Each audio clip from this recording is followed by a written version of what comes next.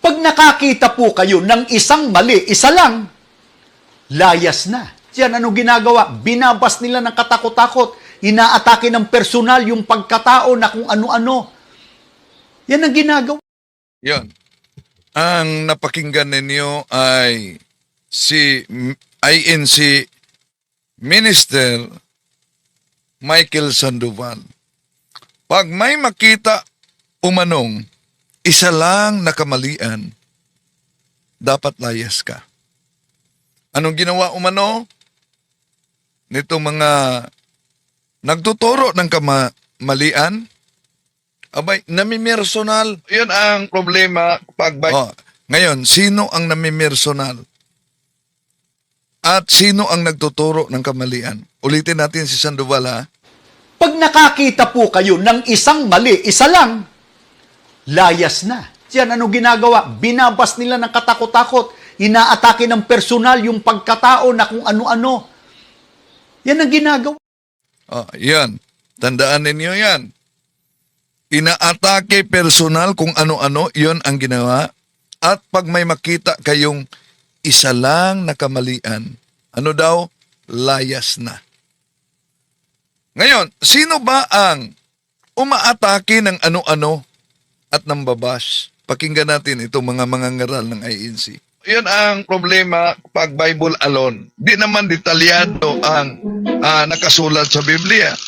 Maliwanag po yun, Kuya Proton. Ano po yung masasabi po ninyo na hindi daw po dapat Bible alone at hindi naman daw lahat ay detalyadong nasa Biblia?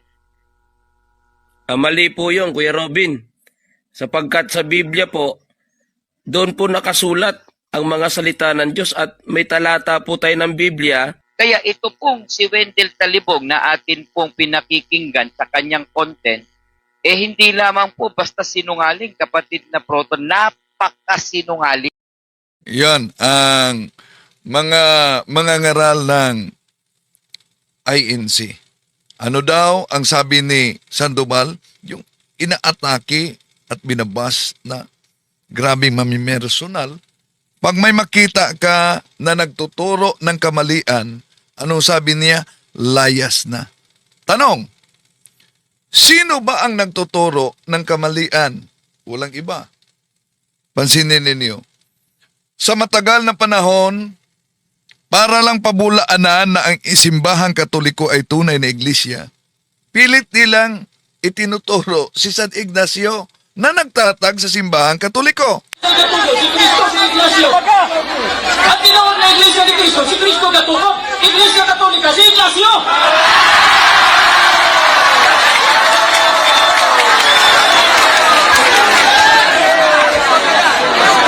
Kay imo man jong ipamugos nga si San Ignacio may nagtukod sa Yan. Si Ignacio daw ang nagtukod sa simbahang Katoliko.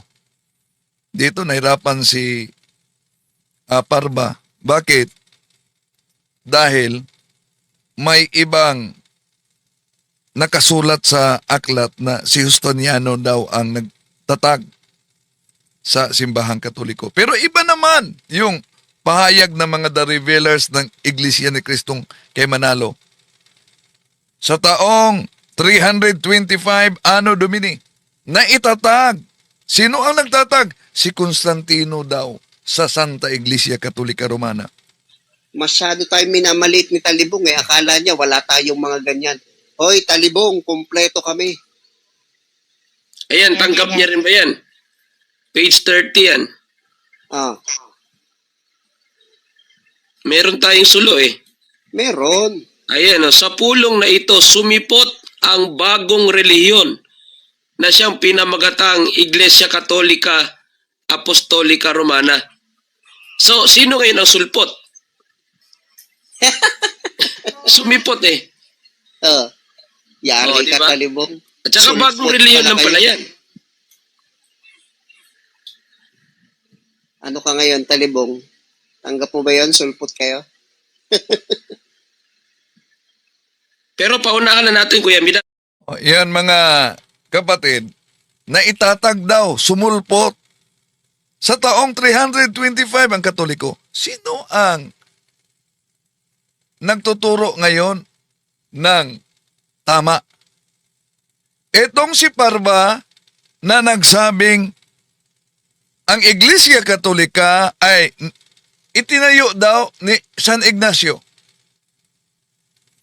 O itong The Revealers na ginamit ang solo sa taong 325, si Constantino daw ang nagtatag.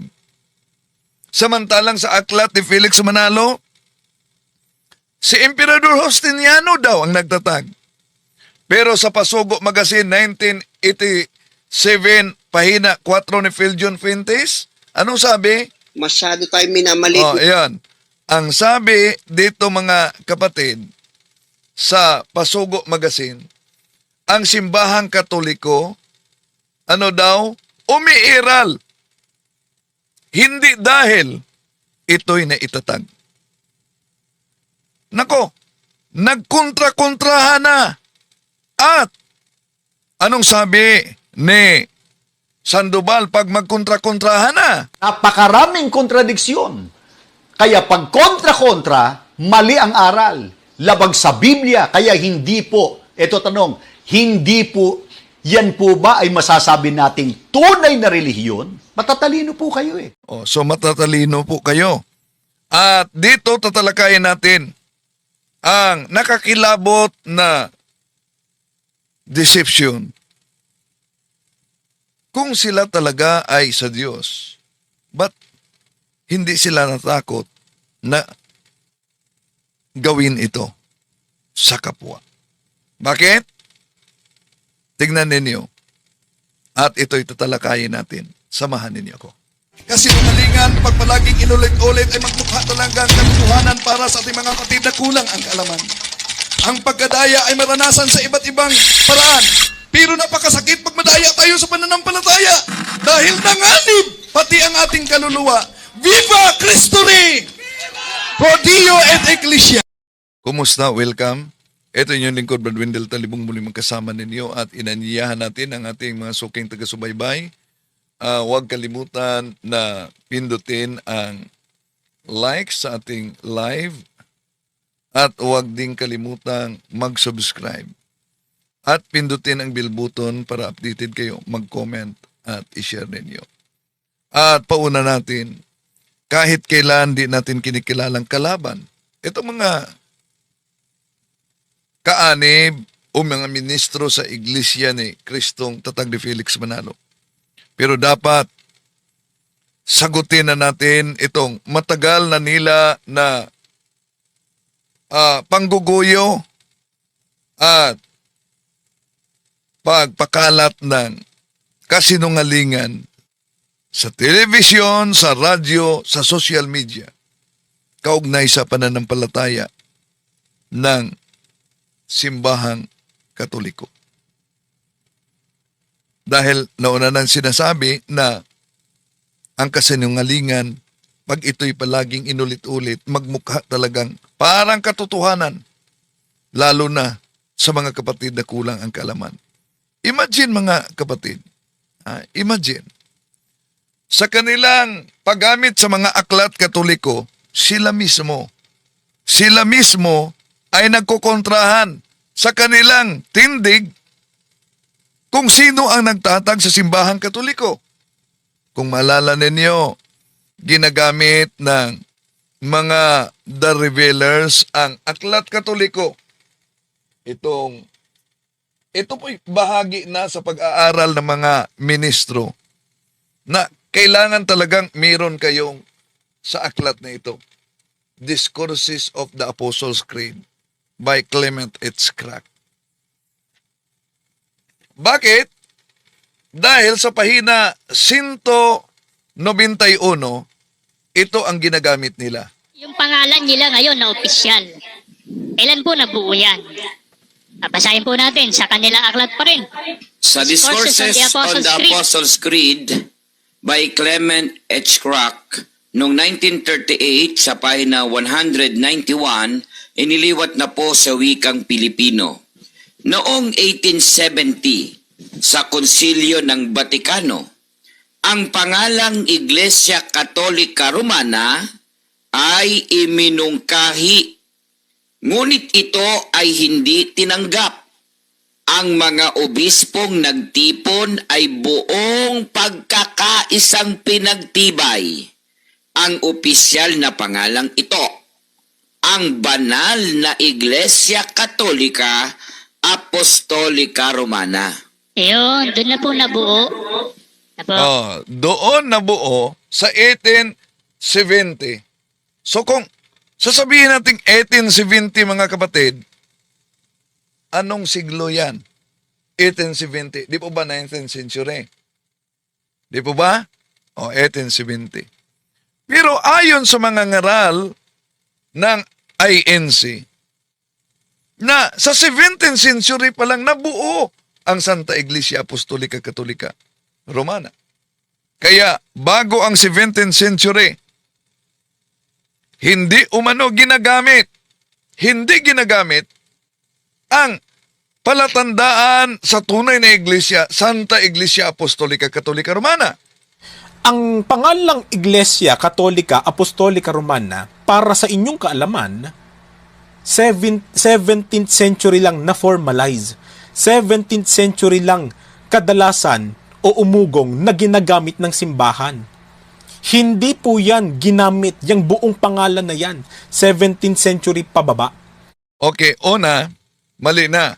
Kung ang batayan ang Discourses of the Apostles' Creed, 1870. Ang 1870, hindi yan 17th century. Di ba? Okay. Pangalawa, yung sinabing before 17th century, hindi pa ginagamit ang Santa Iglesia Apostolika Katolika Romana. Mali din yan. Bakit? Aklat mismo ni Felix Manalo na ang pamagat solo. Ano ang sabi sa aklat ni Felix Manalo na ang pamagat solo? Sa taong 325, sumulpot daw ang Santa Iglesia Apostolika Katolika Romana. Kaya, kung nagbasa sila sa aklat ng kanilang founder, ba't sinabi nila na before 17th century? Kaya nagkamali lang siya. Ang tinutukoy niya, 1870. Hindi pa umano ginamit itong Marks of the True Church, One Holy Catholic Apostolic Roman Church. Pakinggan natin ang mga The Revealers na sinipi nila ang solo dahil binanggit natin yan. Masyado tayo minamalit ni Talibong akala niya wala tayong mga ganyan. Hoy, Talibong, kumpleto kami. Ayan, tanggap niya rin ba yan? Page 30 yan. Ah, Meron tayong sulo eh. meron. Ayan, sa pulong na ito, sumipot ang bagong relihiyon na siyang pinamagatang Iglesia Katolika Apostolika Romana. So, sino ngayon ang sulpot? Sumipot eh. Yari ka, diba? Talibong. At saka bagong relihiyon lang pala yan. Ano ka ngayon, Talibong? Tanggap po. Patawa-tawa pa sila. Hindi nila napansin mga kapatid na nagkontrolahan na sa aklat na ginagamit nila, binasa nila, aklat ni Felix Manalo, ang solo. Sa sinabi nilang, ang Santa Iglesia Apostolika Katolika Romana, opisyal lang na lumabas. Sa taong 1870, before 1870, di pa lumabas umano ang Iglesia Apostolika Katolika Romana. Pero ano itong aklat ni Felix Manalo? 325 Anno Domini, may Iglesia Apostolika Katolika Romana na. So therefore, mali sila sa kanilang pagbasa sa aklat na dahil idiniklara, doon lang nagsimula. Ang di nila naunawaan na ang deklarasyon ay hindi ibig sabihin paggawa ng bagong aral, kundi idiniklara lang ang di mabagong katotohanan na ito talaga ang palatandaan mula pa noon. At dahil tama tayo, mali sila, ginamit nila ang aklat ni Manalo na taong 325, umiiral na ang palatandaang Santa Iglesia Apostolika Katolika Romana before 1870. Ba yan? Sulpot kayo? Pero paunahan na natin, Kuya Midan. Baka kasi pagkontrahin na naman niya, sabihin niya, sinabi ni Caramel Parba na itatag ang Iglesia Katolika noong 110 AD kay Ignacio. So 110 AD kay Ignacio, kung 110 AD kay Ignacio, anong century yan? 110 AD. Anong siglo yan? Second century na. Kung second century, totoo ang kanilang interpretasyon na panahon ni San Ignacio na itatag ang Simbahang Katoliko. Ano itong sabi ng kanilang Pasugo Magazine? Pansinin ninyo ang sabi ng kanilang Pasugo Magazine, mga kapatid. Philjon Fuentes, I have nothing against the fact that the Catholic Church, which exists to this day, could be traced back from the first century.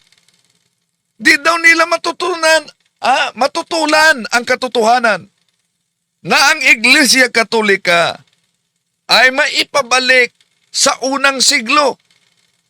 Kung yun ang nakasulat sa kanilang Pasugo Magazine, unang siglo, maibalik ang Iglesia Katolika.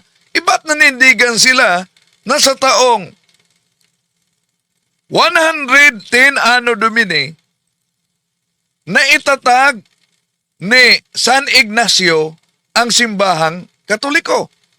Kung nanindigan sila na ang Simbahang Katoliko ay naitatag sa taong 110, ano itong nakasulat sa kanilang Pasugo Magazine? The Catholic Church, therefore, and I strongly assert this, exists not because it was founded. Yun pala ang panindigan nila. Yun pala ang paniniwala nila na ang Iglesia Katolika ay umiiral hindi dahil ito ay naitatag. Pero, balikan natin sila. Kailan daw naitatag? Sa panahon ni Emperador Constantino. Ang Sandali muna. pangalang Iglesia Katolika Apostolika Romana. Sandali muna. Ito, ang sabi ng The Revealers. Masyado tayo minamalit ni Talibong akala niya wala tayong mga ganyan. So, masyado daw minamaliit sila. Sila naman ang gumagawa ng maliit na buses, di ba? Noong 110 AD kay Ignacio. Ito kasi sa panahon ni Constantine, yun na yung magkasama na ang Iglesia Katolika at sila ng imperyo nang sila ay bigyan na ng kalayaan ni Constantine. Kaya yan ang pagtatatag niyan. Yan. Yan ang pagkatatag sa panahon ni Constantino o mga kapatid. Di nagkontrahan na. Kung ang kanilang ministro, si San Ignacio ang nagtatag, 110, pagdating naman sa The Revealers, na itatag sa panahon ni Constantino, sa aklat naman ni Felix Manalo, alam nyo, si Justiniano ang nagtatag. Ito, tinanong ni Father Darwin sa debate. Anong nangyari kay Parba? Kay imo man dyong ipamugos nga si San Ignacio may nagtukod sa Iglesia Katolika ang Sa di makaunawa ng Cebuano, sabi ni Father Gitgano dito, dahil pinipilit mo na si San Ignacio talaga ang nagtatag sa Simbahang Katoliko. na sumala nining inyong libro Ang tanong, ayon sa inyong aklat nga naguluhan na ang pamagat, o basahon ang katotohanan dapat malaman ukol sa mga aral ng Iglesia Katolika Apostolika Romana. Ang pangutana nga sumala nining libro kinsay nagtukod sa Iglesia Katolika o kanusa? ayan, sino ang nagtatag sa Iglesia Katolika at kailan? Ayon sa inyong aklat. Dito, mapansin ninyo, para lang mapasinungalingan ni Parma na ministro ng Iglesia ni Manalo, una, muntik na niyang pabulaanan. Ay, pinabulaanan talaga na hindi sa kanila ang aklat na yan. Anong sabi ni Parma? Ang may akda sa aklat ay Defensor Katoliko. Nang ipinakita ni Father na si Felix Manalo doon na napilitan. Anong pahina? Anong pahina? Okay, pansinin ninyo. Oh, yan.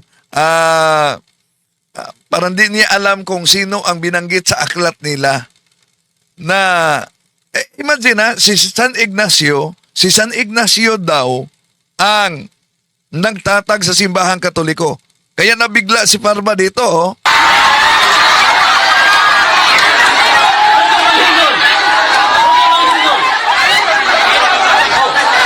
Time is off. There is a request. There is a request. And that request is granted.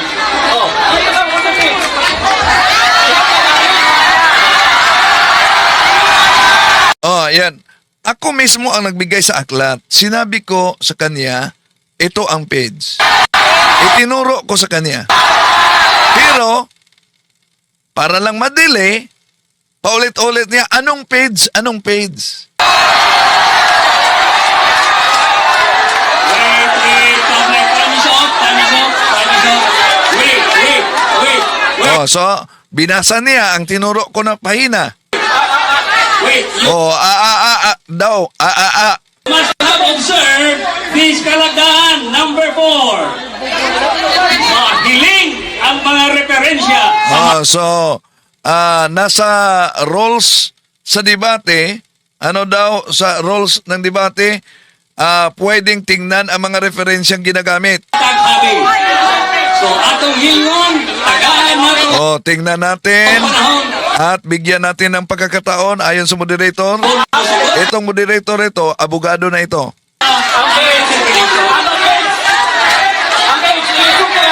Oh, ayan.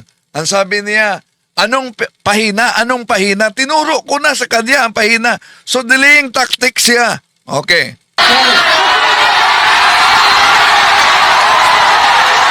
Nabasa na, itinuro ko sa kanya, tiningnan niya. Pero ulit pa, anong pahina? Posible, nag-iisip pa siya, paano niya i-reconcile yung pahayag na niya si San Ignacio ang nagtatag, samantalang sa aklat na hinawakan na ibinigay ko sa kanya, si Emperador Justiniano daw ang founder ng Katoliko.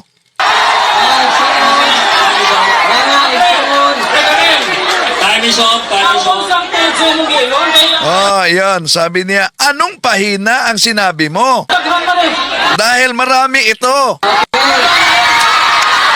Okay.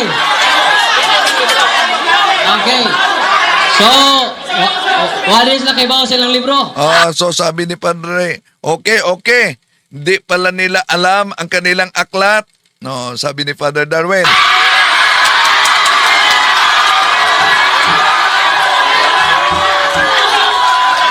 So ano ang page? Ngayon, may iba na naman siya dito na tactic. Anong taktika niya? Lumapit siya sa moderator para ideklara na ang aklat na ito ay hindi sa INC, kundi ang aklat na ito para kay Parma ay gawa ng Defensor Katoliko.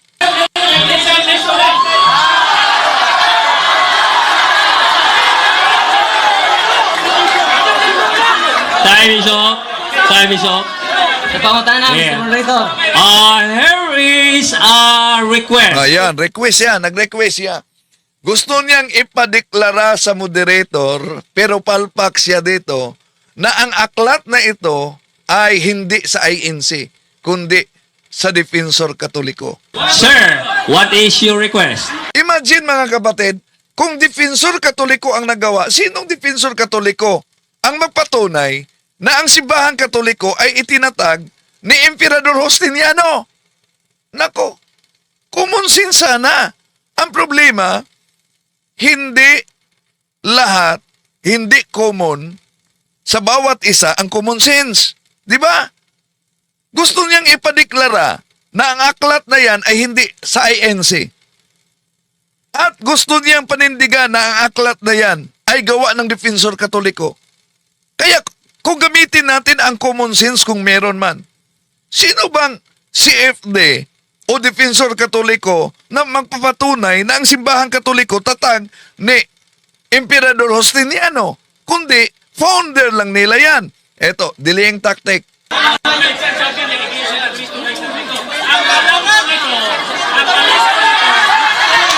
Okay. Okay, kinsay magsusulat? Okay. Ayan. Sabi ni Father Darwin, sino ang nagsulat? And the relation, the request, Oh, so, may request si Parma. Pero, pumunta siya sa microphone, sabi niya, pakinggan ninyo. the request is granted. Oh, the request is granted. Ang ako ang gasulat ani Defensor Katoliko. Oh, ayan. Diba? Narinig ninyo. Ang nagsulat umano sa naturang aklat ay Defensor Katoliko Tagalog. Ngaya, pinakita ni Father Darwin kung sino ang may akda sa naturang aklat.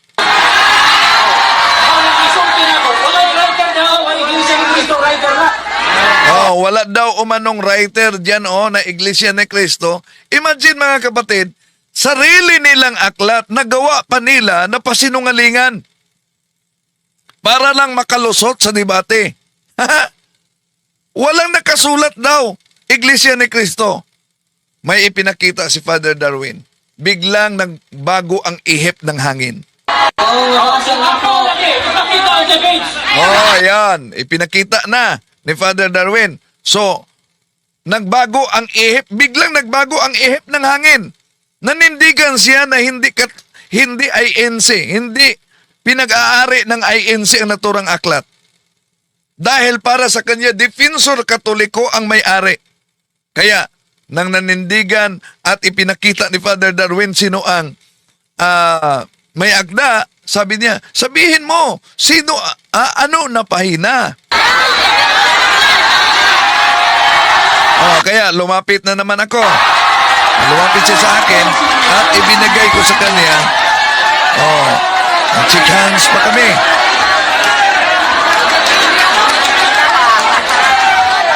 Ibinigay ko sa kanya, itinuro ko sa kanya anong pahina. Ang gihimo karon pag matuod o dili pag matuod, gihiling ang mga referensya.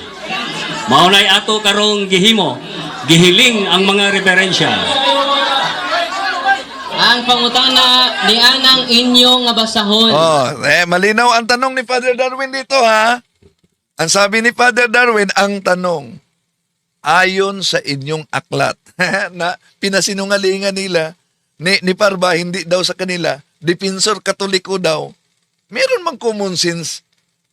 Kung meron man, sinong Defensor Katoliko? Tagalog pa umano na Defensor Katoliko. Pagkatapos nakasulat, si Emperador Justiniano ang nagtatag ng Simbahang Katoliko.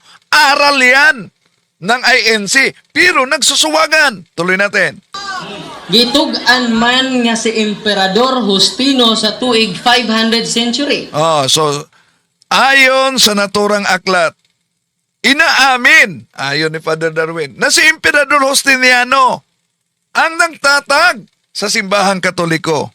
Ang pangutana karon, muuyon ka ba nga si Emperor Justino ang nagtukod sa Iglesia Katolika? So, ang tanong ngayon, sang-ayon ka ba na si Emperador Justiniano ang nagtatag? Bala sa inyong basahon. Ayon sa inyong aklat. Yan. Pakinggan ninyo ang kanyang sagot. Sabi niya, ito ang aking sagot. Luma kang tugtugin. Luma na daw umanong tugtugin. Anong bagong tugtugin niya? So, ang tanong kasi, napakalinaw. Sang-ayon ka ba? Paano iniwasan ang tanong ni Father Darwin? Sang-ayon ka ba na ang nakasulat sa inyong aklat ay si Emperador Justiniano? Taliwas naman sa kaniyang tindig na si Ignacio.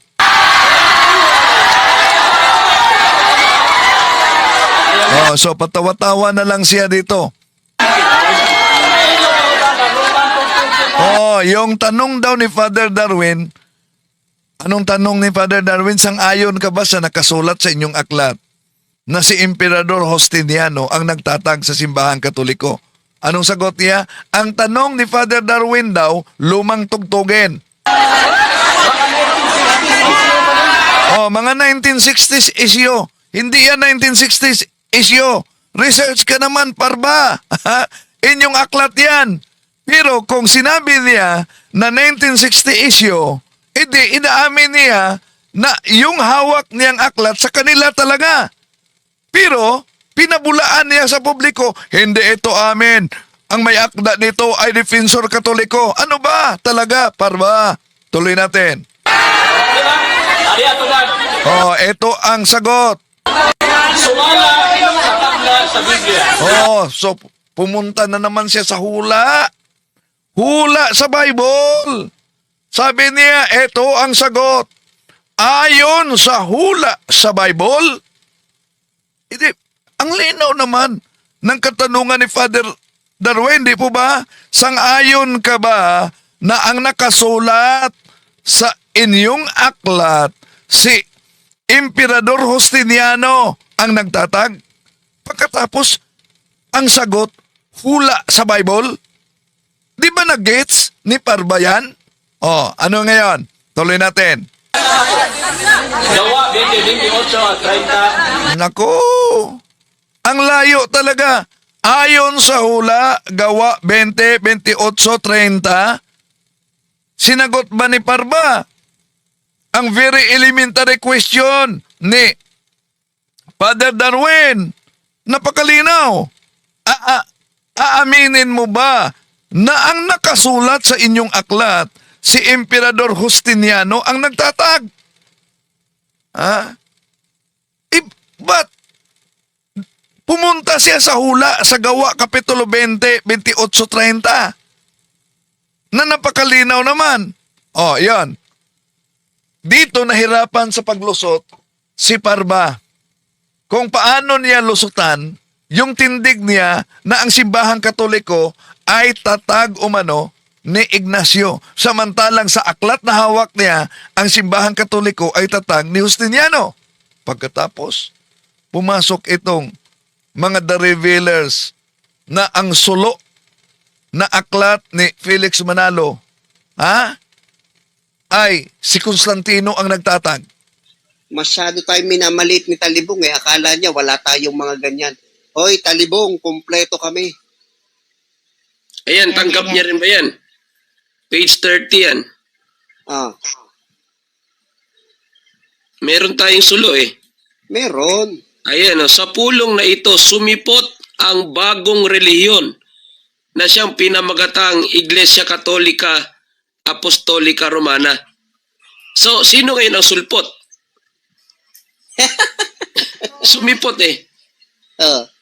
Yari Oh, ka, diba? Talibong. At saka bagong Sulpot relihiyon ka naman. Ako daw ang nangyari. Di nila na namalayan, sila ang nangyari sa kanilang argumento na ang Santa Iglesia Apostolica Romana opisyal lang lumabas ayon sa kanila sa taong 1870. Pagkatapos sa aklat ni Felix Manalo, makita ninyo dyan, 325. Nandyan na ang Santa Iglesia Apostolica Katolika Romana. Okay, tuloy natin. Sino ang nangyari? Ayan. Ano ka ngayon, Talibong? Tanggap mo ba yun? Sulpot kayo? Pero paunahan na natin, Kuya Milan. Baka kasi pagkontrahin na naman niya, sabihin niya, sinabi ni Caramel Parba na itayo, na itatag ang Iglesia Katolika noong 110 AD kay Ignacio. Di. Kayo mismo ang nagkukontrahan. Bakit? Si San Ignacio ang tindig ni Parba. Pagkatapos sa aklat ni Felix Manalo, dito naman si Constantino na naman ang nagtatag. Ito kasi sa panahon ni Constantine, yun na yung magkasama na ang Iglesia Katolika at sila at ng imperyo nang sila ay bigyan na ng kalayaan ni Constantine. Kaya yan ang pagtatatag niyan. Yan ang pagkatatag. No? So, natatag naman ni Emperador Constantino. Paano naman yung aklat ni Felix Manalo na si Justiniano? Di ba? Ang gulo. Ang gulo. Kung sinabi nila si Emperador Justiniano ang nagtatag, si Constantino ang nagtatag. Si Ignacio ang nagtatag. Pagkatapos sa kanilang Pasugo Magazine, ito ang nakasulat, "The Catholic Church, therefore, and I strongly assert this, exists not because it was founded." Ano ba yan? Kaya, nagkontra-kontrahan ba o hindi? Anong mangyari pag may kontra-kontrahan? Napakaraming kontradiksyon. Kaya pag kontra-kontra, mali ang aral. Labag sa Biblia, kaya hindi po, eto tanong, hindi po, yan po ba ay masasabi nating tunay na relihiyon? Matatalino po kayo eh. Matatalino kayo. Pag nagkontra-kontrahan, masasabi ba ninyo na tunay na relihiyon yan? Ha? Hindi. Kaya, pag may makita kayong mali, anong sabi ni Ministro Sandoval? Pag may makita kayo ni isang mali, abay, layas na kayo. Dahil yung nagtuturo ng mali, mamimersonal yan. O, ito.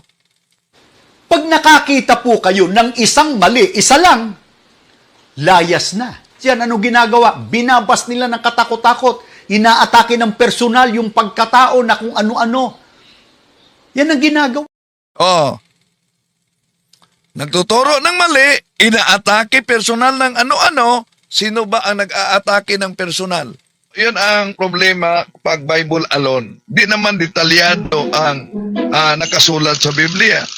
Maliwanag po yun, Kuya Proton. Ano po yung masasabi po ninyo na hindi daw po dapat Bible alone at hindi naman daw lahat ay detalyadong nasa Biblia? Mali po yun, Kuya Robin. Sapagkat sa Biblia po, doon po nakasulat ang mga salita ng Diyos at may talata po tayo ng Biblia. Kaya ito pong si Wendell Talibong na atin pong pinakikinggan sa kanyang content, hindi lamang po basta sinungaling, kapatid na Proton, napakasinungaling. Yan. Grabe ang atake nila dahil di nila manggiba itong revelasyon na ipinakita natin sa inyo mga kapatid. Sa kontra-kontrahan na turo ng mga ngaral sa INC. At magugulat kayo sa mga pandarayang ginawa nila. Kung wala kayong aklat na ganito at nabinasa nila, lalo na ito, ang Iglesia ni Cristo at iba't ibang siktang protestante na may akda ay parang Katoliko si Father Juan Trinidad, ginagamit nila ito sa kanilang pasugo, sa mga debate, sa kanilang programa, para, ikalat ang kasinungalingan. Bakit kasinungalingan? Pakinggan natin. Kaya nito alamin natin, Kuya Robin, paano po ba inamin ng Iglesia Katolika na yung pangalan nila, pangalan ng simbahan nilang Iglesia Katolika, Apostolika Romana, ay hindi po galing sa Panginoong Jesucristo? At ano po ang kanilang pagmamatuwid tungkol sa bagay na yan? Basahin po natin, yan yung aklat na pinapakita po ninyo na pinamagatang ang Iglesia ni Cristo at iba't ibang sektang protestante, na yan po ay sinulat ni Juan Trinidad na isang paring Hiswita. Sa pahina 25, ganito pong mababasa natin. Hindi galing kay Jesus ang pangalang Iglesia Katolika Apostolika Romana. Tanggap po kaya yan ng mga kaibigan nating Katoliko nakikinig, lalo na Yan. Matagal ng panahon ginagamit nila yan mga kapatid. Pero alam nyo ba paano nila ginawa ang modo sa pandaraya? Ito, pakita ko sa inyo. Ito ang nakasulat sa naturang aklat. Ito, paragraph 7. Ito ang mabasa mga kapatid. Kaya nga, ang dalawang pinakamalaking dahilan ng mga guro ng Iglesia ni Cristo laban sa Iglesia Katolika Romana ay nauwi sa una. Ang una, hindi galing kay Jesus ang pangalang Papa. Ang pangalawa, hindi galing kay Jesus ang pangalang Iglesia Katolika Apostolika Romana. Ngunit, gaya ng sabi nga English, a rose by any other name will be sweet still.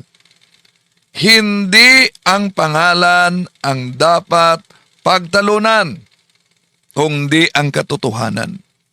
Galing kay Jesus ang tungkulin ng Papa. Galing kay Jesus, itinatag ni Jesus ang Iglesia na ngayon tinatawag Iglesia Katolika Apostolika Romana. See? Yun ang nakasulat. Pero paano nila dinaya? Kaya nito alamin natin, Kuya Robin, paano po ba inamin ng Iglesia Katolika na yung pangalan nila, pangalan ng simbahan nilang Iglesia Katolika Apostolika Romana, ay hindi po galing sa Panginoong Jesucristo? At ano po ang kanilang pagmamatuwid tungkol sa bagay na yan? Basahin po natin, yan yung aklat na pinapakita po ninyo na pinamagatang ang Iglesia ni Cristo at iba't ibang sektang protestante, na yan po ay sinulat ni Juan Trinidad na isang paring Jesuita. Sa pahina 25, ganito pong mababasa natin. Hindi galing kay Jesus ang pangalang Iglesia Katolika Apostolika Romana. Yan mga kapatid. Pero sa aklat na nakita na ninyo, yung binasa nila ay hindi iyan pahayag ng pare. Ang binasa nila, ang pahayag ng mga ministro ni Felix Manalo na sinagot sa pare. So, yan pa lang. Para sa mga kapatid natin na mga nagsubaybay, ang ginawa ba nila mali o hindi? At kung mali ang ginawa nila, anong sabi ni Sandoval? Pag nakakita po kayo ng isang mali, isa lang, layas na. Pag nakakita kayo ng isang mali, layas na. Anong sabi ni Sandoval? Pag nagkukontrahan, Napakaraming kontradiksyon. Kaya pag kontra-kontra, mali ang aral. Labag sa Biblia, kaya hindi po, eto tanong, hindi po, yan po ba ay masasabi nating tunay na relihiyon? Matatalino po kayo eh. oh, so matatalinong kayo. Masasabi ba umano na tunay na relihiyon? Pero, ano ang mangyari pag di mo makita ang kamalian? Kahit nalantad na, yun daw ang palatandaan, brainwash kayo sa maling aral. Alam nyo, madaling makilala yung brainwash eh. Pag sinabi pong brainwash, sarado ang isip, yung maling ginagawa nung kanyang tagapangaral o mangangaral, hindi niya makita. O, yon ang brainwash. Kaya huwag kayong magpa-brainwash. Minsan lang tayo dadaan sa mundong ito. Sana itong pagtalakay at pagbunyag natin, huwag kayong magalit. No? Kahit ano-ano na ang sinabi nitong mga ngaral na the revealers ng Iglesia ni Cristo sa akin. Pero, ating ihayag lang kung ano ang katotohanan, ano ang nagkukontrahan, batay mismo sa kanilang aral. Kayo na ang magdesisyon, mga kapatid. Sa pagkakataong ito, pasok na tayo sa punto por punto. May naka-schedule na debate. Si Bro John Ray. Kaya pasok na tayo sa pagkakataong ito. Okay? So, yan. Kayo na ang magdesisyon.